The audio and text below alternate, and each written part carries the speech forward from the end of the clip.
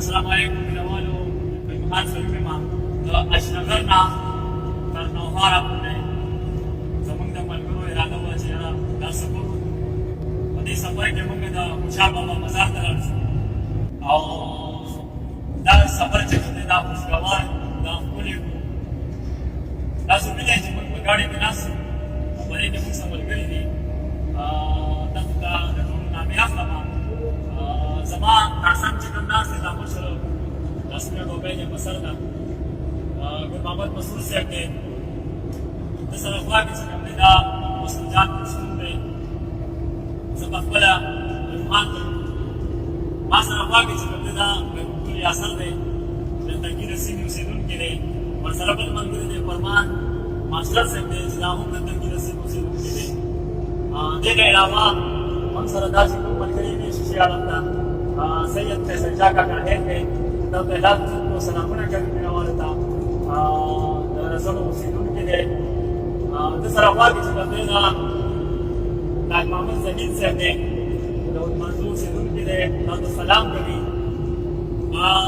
مخکې صاحب کې چې کوم دی زموږ چې کوم ډرایور صاحب دی زموږ د منظور د سیمې ښه شاعر دی ترنم والا شاعر دی محمد رفیق رفیق صاحب چې خلک یې په حاجي ګل باندې پېژني هغه سره په خوا کې چې تاسو کوم د اصلي ټوپۍ والا مشري دی چې موږ ته اشاره ده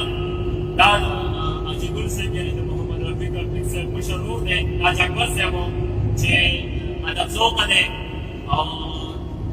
د لیکوال چې کوم دی یو ښه مینهوال دی زموږ مشر دی د برکات دی چې دا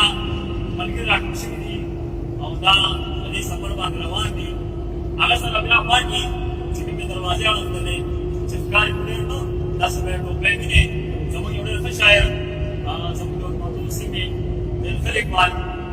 معراج الدین منظور صاحب دی چې په دې سفرنامه کې په دې سفر کې زموږ ټوله مشري د هغه په غاړه ده او بلکې هغې سره سره د ټولې سفرنامې چې کوم ذمهوارۍ دي د لیکلو هغه هم د ده په غاړه دي مینهوالو دا وخت موږ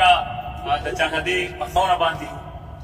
د چاغدي تحصیل په خاوره او د موټروې د نږدې یو دا سفر موږ شروع کړو دعاګانو کې بیا لرئ چې په خیر باندې ورسوي او انشاءالله وخت په وخت باندې چې کوم ځای کې هم موږ دمه کوو کوم ځای کې هم موږ ودرېږو تاسو ته به هغه ځای د هغې سیمې د خوند د ښکلا او ښایست خبرې کوو موږ سره اوسئ مننه واکس